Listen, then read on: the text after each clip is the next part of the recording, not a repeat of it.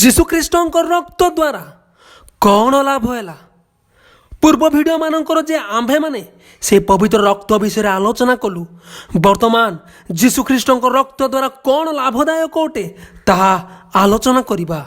ପ୍ରତ୍ୟେକ ଖ୍ରୀଷ୍ଟ ବିଶ୍ୱାସୀମାନଙ୍କ ନିମନ୍ତେ ଏହା ଗୁରୁତ୍ୱପୂର୍ଣ୍ଣ ଅଟେ, କାରଣ ସେ ଯଦି ରକ୍ତ ଝରାଇ ନଥାନ୍ତେ ତେବେ ଆମ୍ଭ ଜୀବନ ଯେ କଳୁଷିତ ହୋଇ ଅନନ୍ତ କ୍ରୋଧର ଦଣ୍ଡର ପାତ୍ର ସାଜିଥାନ୍ତା, ଏହା ଭାବିଲା ବେଳକୁ ଭୟରେ ଲୋମ ଟାଙ୍କୁରି ଉଠୁଅଛି।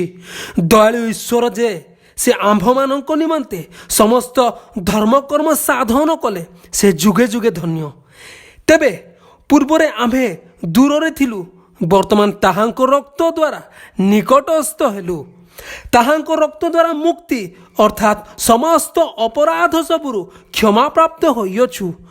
ପୂର୍ବେ ଶତ୍ରୁ ଥିଲୁ, କିନ୍ତୁ ଏବେ ତାଙ୍କ ରକ୍ତ ଦ୍ୱାରା ଶତ୍ରୁତା ବିନାଶ କଲେ।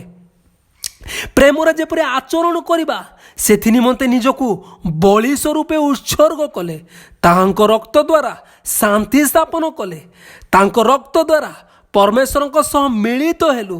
ତାଙ୍କ ରକ୍ତ ଦ୍ୱାରା ଆମ୍ଭେ ବିଶ୍ୱାସ ପ୍ରାପ୍ତ ହେଲୁ। ତାଙ୍କ ରକ୍ତ ଦ୍ୱାରା ଧାର୍ମିକ ଗଣିତ ହେଲୁ। ତାଙ୍କ ରକ୍ତ ଦ୍ୱାରା ଆମ୍ଭ ପାଇଁ ଏକାଥରେ ଅନନ୍ତ ମୁକ୍ତି ସାଧନ କଲେ। ତାଙ୍କ ରକ୍ତ ଦ୍ୱାରା ଆମ୍ଭ ବିବେକ ଶୁଦ୍ଧ ହେଲା। ତାଙ୍କ ରକ୍ତ ଦ୍ୱାରା ପବିତ୍ରୀକୃତ ହେଲୁ। ତାଙ୍କ ରକ୍ତ ଦ୍ୱାରା ଚିରକାଳ ସିଦ୍ଧ ହେଲୁ। ତାଙ୍କ ରକ୍ତ ଦ୍ୱାରା ନୂତନ ନିୟମ ସ୍ଥାପନ ହେଲା। ଜୀବନଦାୟକ ପଥ ପ୍ରସ୍ତୁତ ହେଲା। ମହାପବିତ୍ର ସ୍ଥାନରେ ପ୍ରବେଶ ପାଇଁ ସାହସ ପ୍ରାପ୍ତ ହେଲୁ। ହଁ, କେବଳ ତାଙ୍କ ରକ୍ତ ଦ୍ୱାରା ହିଁ ଆମ୍ଭେ ଜଗତରେ ବିଜୟ ଲାଭ କରିପାରୁଅଛୁ ଏବଂ ଧାର୍ମିକ ଜୀବନ ଯାପନ କରୁଅଛୁ।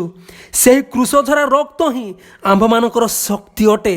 ସେ ରକ୍ତ ଦ୍ୱାରା ପୁତ୍ରତ୍ୱର ଅଧିକାର ମିଳିଲା ଏବଂ ସ୍ୱର୍ଗରେ ଅଧିକାରୀ ହେବା ପାଇଁ ସଦସ୍ୟ ପ୍ରାପ୍ତ ହେଲୁ।